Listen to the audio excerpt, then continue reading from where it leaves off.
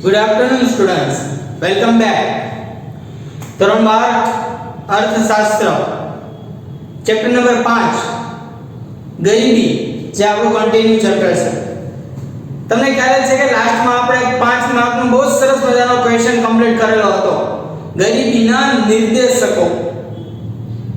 ગરીબીના નિર્દેશકો જેમાં આપણે 11 નિર્દેશકો વિશે માહિતી મેળવેલી હતી. કે જેમાં આપણે 11 નિર્દેશકો એટલે કે 11 પ્રકારના નિર્દેશકો છે તે જોયેલા હતા. અને આઈ હોપ કે બધા તમે તમારી બુકની અંદર રાઇટ ડાઉન કરેલા જ હશે. ગરીબીના ચેપ્ટરમાંથી 5 માર્કના પ્રશ્ન પૂછવાની શક્યતા ઘણી વધારે છે. તો એના માટે બીજો ક્વેશ્ચન આવે છે ગરીબીના કારણો જણાવો. ક્વેશ્ચન નંબર 2 ગરીબીના કારણો જણાવો. જો કારણ એટલે શું? રીઝન. જો અહીંયા પણ તમને કહી દઉં તમારે જેમ લેક્ચર જાય જેટલા કારણો આપણે સ્ટડી થાય એટલા તમારે તમારી બુકમાં રાઇટ ડાઉન કરવાના છે. આખો ક્વેશ્ચન એક લેક્ચરમાં નહીં કમ્પ્લીટ થાય. ઓકે, તો આ વસ્તુનું માઇન્ડમાં ક્લિયર રાખજો. પ્રશ્ન તમારે હેડિંગમાં લખવાનો છે ગરીબીના કારણો જણાવો. જેમાં પહેલો મુદ્દો આવશે ઐતિહાસિક કારણો. તો જો આજે ઐતિહાસિક કારણો કમ્પ્લીટ થાય તો તમારે ઐતિહાસિક કારણો પૂરા કરવાના. પછી ત્યાર પછી છે તે ગ્રામીણ ગરીબીના બીજા કારણો આવે તો એ તમે જેટલું સમજાવાય જાય એટલું તમારે બુકમાં લખવાનું છે. માઇન્ડેડ 5 માર્ક્સનો ક્વેશ્ચન છે. આપણે કોઈ એક લેક્ચરમાં પૂરો કરવાનો નથી, બહુ સ્મૂથલી જવાનું છે. રીઝન બીજું કોઈ નથી, રીઝન એક જ છે કે તમે સરળતાથી એને કમ્પ્લીટ કરી શકો એટલા માટે થઈને. જો કારણ એટલે શું? કોઈ પણ વસ્તુ કાઈ પણ થાય ને વિદ્યાર્થી મિત્રો એની પાછળના રીઝન હોય, કારણ હોય. કારણ વગર આ દુનિયામાં વિદ્યાર્થી મિત્રો કાઈ નથી થતું. અને કારણોથી જ એના સોલ્યુશનની માહિતી આપણા સુધી પહોંચી શકે કે આ કારણને લીધે આમ થયું હતું તો એનું સોલ્યુશન આ હોઈ શકે. આ કારણને લીધે આ પોઈન્ટ થયો તો એને લીધે આ સોલ્યુશન છે તે હોઈ શકે. કારણ વગર વિદ્યાર્થી મિત્રો ક્યારે સોલ્યુશન ન હોય.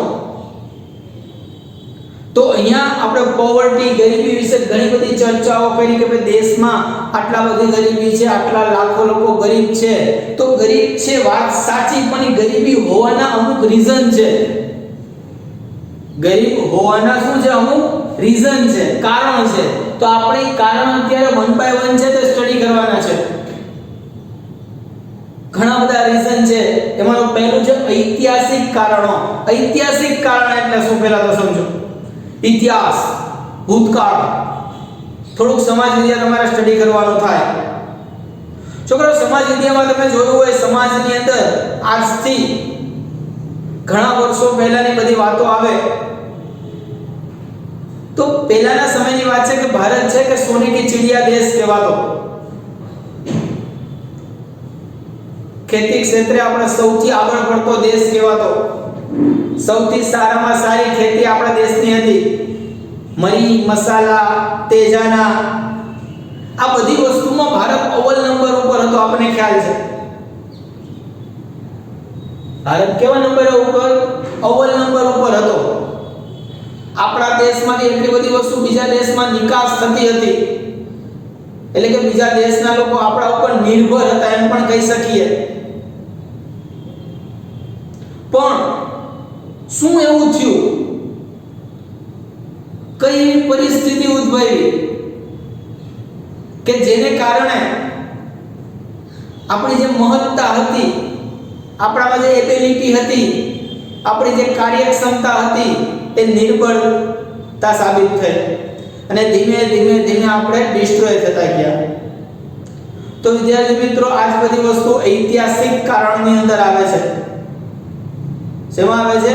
ઐતિહાસિક કારણની અંદર. સમજી લેજો કે સામાન્ય રીતે ઐતિહાસિક કારણનો તો બેઝ જોઈએ તો તમને ખ્યાલ આવે વિદ્યાર્થી મિત્રો કે આપણા દેશની અંદર જ્યારે અંગ્રેજો આવ્યા એ સમયે એ વેપાર ધંધો કરવા માટે ભારત દેશમાં આવેલા હતા.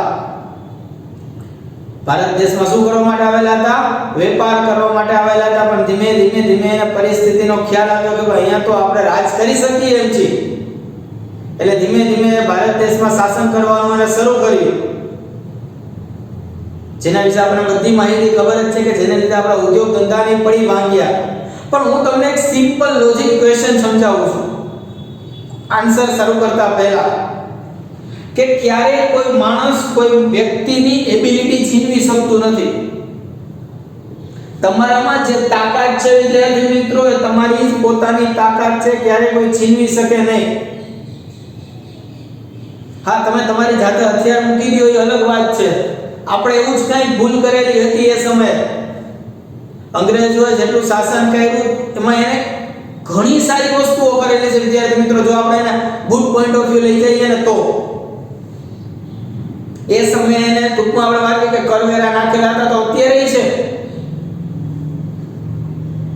કેમ અત્યારે આપણી ખેતી જે સારી છે. પણ પરિસ્થિતિ શું હતી ખબર છે વિદ્યાર્થી મિત્રો? મારા પોઈન્ટ ઓફ વ્યૂ તમને ચર્ચા કરું તો એ સમયે આપણા માઇન્ડમાં એક વસ્તુ ક્લિયર હતી કે કોઈ પણ સંજોગોમાં અંગ્રેજોનો વિરોધ કરો, ધેટ્સ ઇટ. એનો વિરોધ કરો, બીજું કાંઈ નહીં. જો જ્યારે તમે કોઈ વ્યક્તિનો, કોઈ સંસ્થાનો, કોઈ કંપનીનો વિરોધ કરો છો અને તમારા કરતા શક્તિશાળી હશે તો તમે હારી જશો. અહીંયા પરિસ્થિતિ જ થઈ. વિરોધ કર્યો પણ આપણા કરતા શક્તિશાળી હતા એટલે આપણે હારી ગયા. તો અહીંયા આપણે વિચાર કરવો જોઈએ કે વિરોધ ન કર્યો હોત તો સારું હતું. વિરોધ ન કર્યો હોત તો સારું હતું. એને લીધે આપણે ડેવલપ પણ ઘણા થયા હતા. આપણને રેલવેમાં કાંઈ ખબર નથી પડતી, એના આવડો મોટો રેલવે લાઈન આપણને આપીને દેખાડ્યો.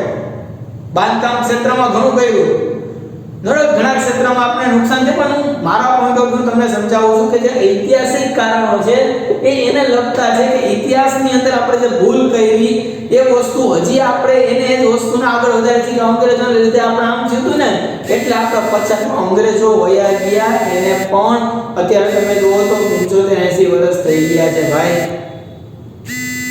80 વર્ષ પછી પણ તમે અહીંયા જ છો.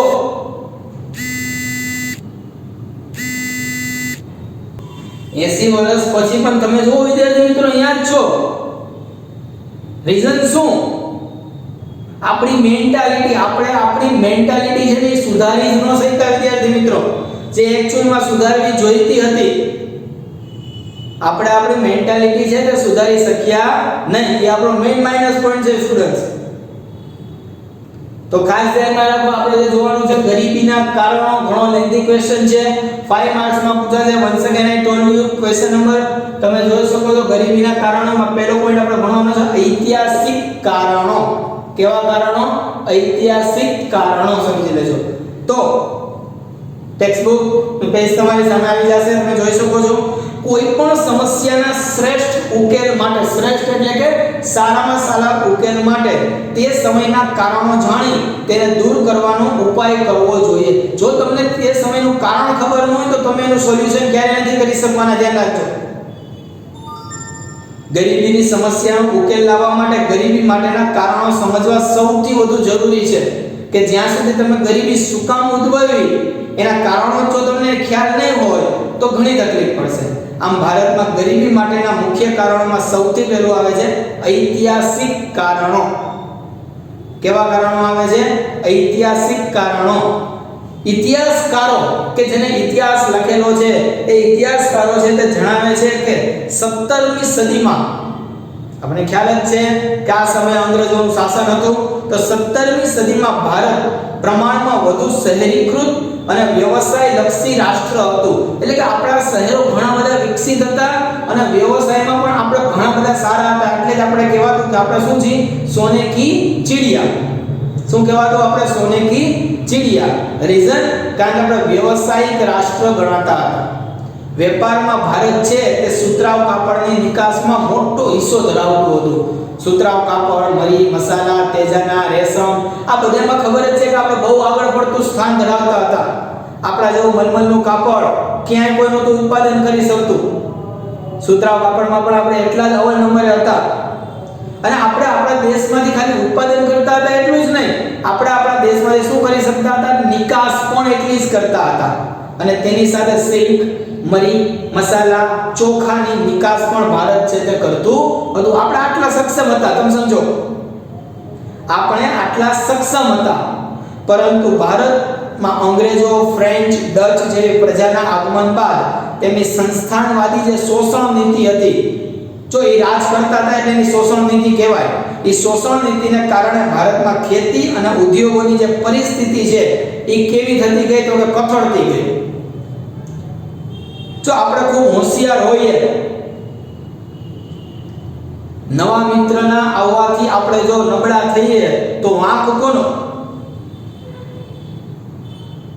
સમજાય છે ને? આપણે હોશિયાર છીએ, નવા મિત્રના આવવાથી આપણે જો નબળા પડીએ ભણવામાં તો વાંક કોનો? આના જેવી પરિસ્થિતિ થઈ ભારતમાં. બહુ વિચારવા જેવો સમય માંગી લે છે. અહીં કન્ટિન્યુ. અંગ્રેજોના શાસનકાળ દરમિયાન વિવિધ કારણોસર ભારતમાં ખેતી ક્ષેત્રની સ્થિતિ નાજુક બનતી ગઈ. ખેતી ક્ષેત્રની પરિસ્થિતિ હતી કેવી થતી ગઈ? નાજુક બનતી ગઈ. એક તરફ ભારતમાં ખેતી વરસાદ પર આધારિત હતી, કારણ કે ભારતની ખેતી કેવી હતી? વરસાદ પર આધારિત. એવું કહેવાતું કે ભારતનો ખેડૂત છે તે પ્રારબ્ધવાદી ખેડૂત હતો. વરસાદ પડશે તો ખેતી કરશું, અધરવાઇઝ નહીં કરીએ. એટલે આપણી ખેતી છે તે વરસાદ પર આધારિત ખેતી હતી. ત્યાં બ્રિટિશ શાસને સિંચાઈ માટે મૂડીરોકાણમાં ખાસ રસ દાખવ્યો નહીં. બ્રિટિશ સરકારે સિંચાઈ માટેની જે સુવિધા કરવી જોઈતી હતી એવી સુવિધા આપણને કરી નહીં. બીજી તરફ જોઈએ તો વારંવાર દુષ્કાળ પડતા હતા ભારત દેશમાં. આ ઉપરાંત ભારત દેશમાં આપણે ખબર છે કે જમીનદારી પ્રથા હતી, વધતા જમીન મહેસૂલ, સાત પ્રથા એટલે કે બીજાના ખેતરમાં કામ કરવું, મફતમાં મજૂરી કરવી, આ બધું તો પહેલેથી જ હતું. જમીનદારો હતા જે ભારતમાં ખેડૂતોને છેતરતા હતા, બધું તો ભારતમાં હતું જ. You know that very well. કે તો પહેલેથી જ હતું. વગેરેને કારણે ખેડૂતો આર્થિક રીતે કેવા થતા ગયા? પાયમાલ થતા ગયા. આર્થિક રીતે આપણે બહુ પાયમાલ થઈ ગયા.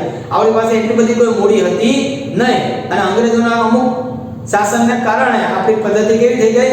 ઓછી થઈ ગઈ. જમીનદારો, સાહુકારો અને મોટા વેપારીઓ દ્વારા અપાતું જે ધિરાણ હતું, તો મોટા ભાગે આપણે ધિરાણ પદ્ધતિ મુજબ હાલતા હતા, એ વ્યાજના બોજા હેઠળ આપણે દબાઈ ગયા. ખેડૂતો જમીન વિહોણા બનતા ગયા. ખેડૂત અને ખેતી કેવા બન્યા? બેહાલ બની ગયા. પરિણામે ગરીબીમાં શું થઈ ગયો? વધારો. કારણ કે સતત ને સતત આપણે એના વ્યાજના દબાણ નીચે આવતા જ ગયા. એના માટે તમે બહુ ખાસ કહો કે તમે લગાન મૂવી જોયું જોઈએ.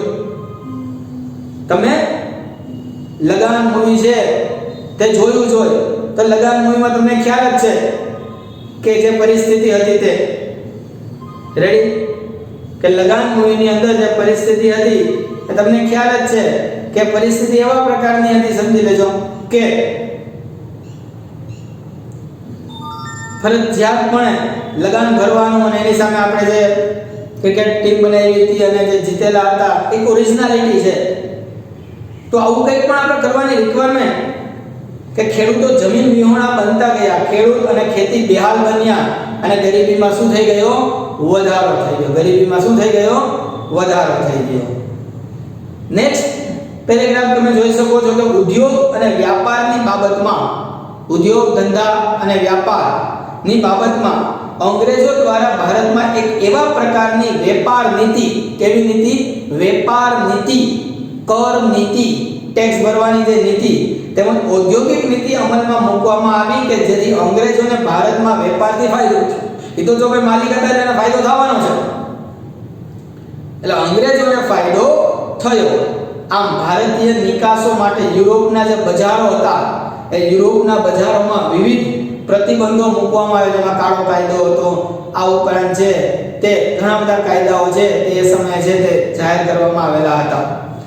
જ્યારે ઇંગ્લેન્ડમાં ઉત્પાદિત વસ્તુઓના ભારતમાં વેચાણ માટે વિશેષ પ્રકારની કર રાહત અને છૂટછાટ આપવામાં આવી હતી.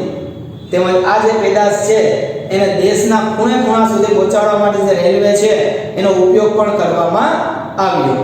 આ પ્રકારની નીતિથી અંગ્રેજોને ભારતમાં ઉત્પાદન અને વેચાણથી અધિશેષ એટલે કે સૌથી વધારે એને ફાયદો પ્રાપ્ત થયો, જેનું તેઓ દ્વારા ઇંગ્લેન્ડમાં મૂડીરોકાણ કરી, એ તો પોતાના દેશમાં મૂડીરોકાણ કરે, એ મૂડીરોકાણ કરી ઔદ્યોગિકરણને શું આપ્યો? વેગ આપ્યો, અને ત્યાંના ઉત્પાદિત માલના વેચાણ માટે ભારતીય બજારનો એનો ઉપયોગ કર્યો.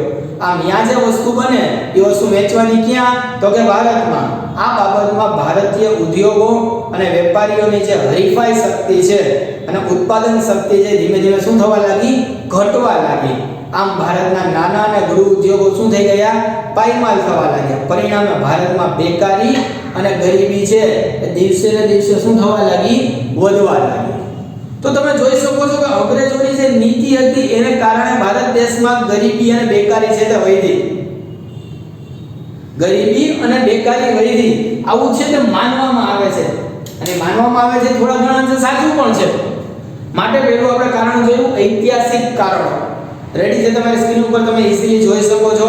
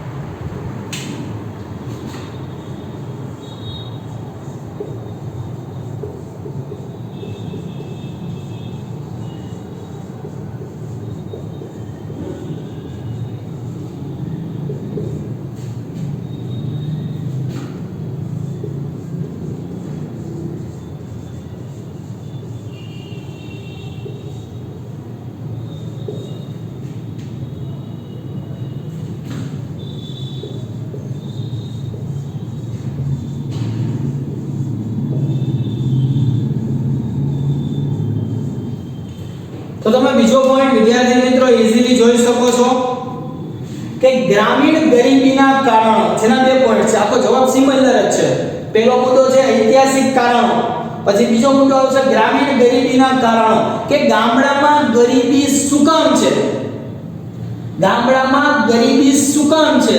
તો ગ્રામીણ ગરીબીના કારણો આપણે જોવાના છે કે જેના બે ભાગ છે, કુદરતી પરિબળો અને વસ્તી વિષયક પરિબળો. પહેલો પોઈન્ટ છે કુદરતી પરિબળો અને બીજો પોઈન્ટ છે વસ્તી વિષયક પરિબળો. સમજો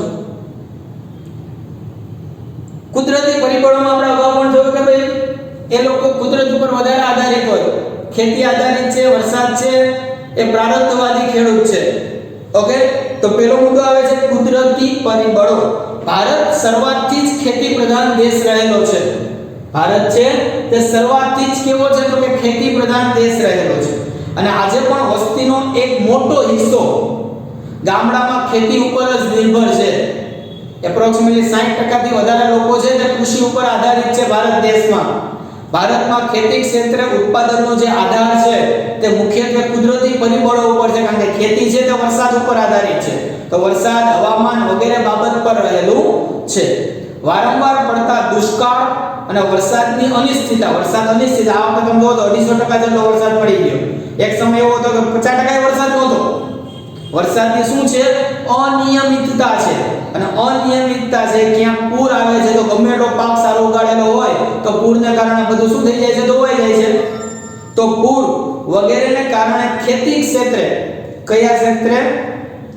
ખેતી ક્ષેત્રે ઉત્પાદન તથા આવકો ઓછી અને અનિશ્ચિત રહે છે. નિશ્ચિત હોતી નથી કે ચાલો આટલી આવક મળશે જ, નક્કી નથી.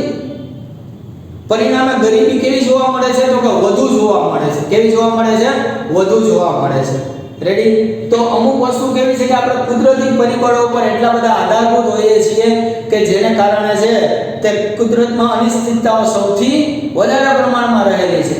કુદરતમાં જે અનિશ્ચિતતાઓ છે તે કેવી છે? સૌથી વધારે પ્રમાણમાં જોવા મળે છે, જેને કારણે પણ ગામડામાં ગરીબી વધારે થઈ શકે છે. રેડી? તો કુદરતી પરિબળો પછી આવે વસ્તી વિષયક પરિબળો. છોકરા, વસ્તી વિષયમાં તમને ખ્યાલ જ છે કે ભારત વસ્તીમાં સેકન્ડ રેન્ક ઉપર આવે છે. વસ્તી છે એમાં વધારો છેલ્લા 30 થી 40 વર્ષમાં ઘણો થયો છે અને એમાં આઝાદી પછી 2 થી 3 ગણી વસ્તી છે તે દેશમાં વધી ગઈ છે. હવે જેમ જેમ વસ્તી વધશે એમ પરિસ્થિતિ શું થશે? તો કે ખાદ્ય ખોરાકી ઉપર નમતા લોકોનું પ્રમાણ વધી જશે. તો સામે એટલું ઉત્પાદન તો કરવું પડે ને, પણ એટલું ઉત્પાદન થશે નહીં.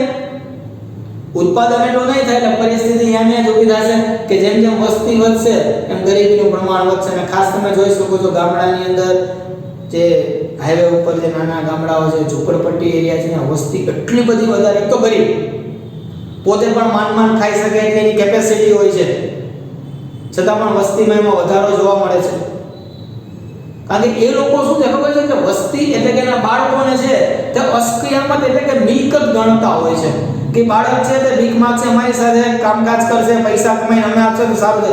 ઈ એમ નથી વિચારતા કે આનું ભરણ પોષણ તો પેલા આપણે કરવું પડશે ને, અને શિક્ષણ તો આપણે આપવું પડશે ને. આવી થિંકિંગ એનામાં નથી હોતી, બહુ ઓછી હોય છે.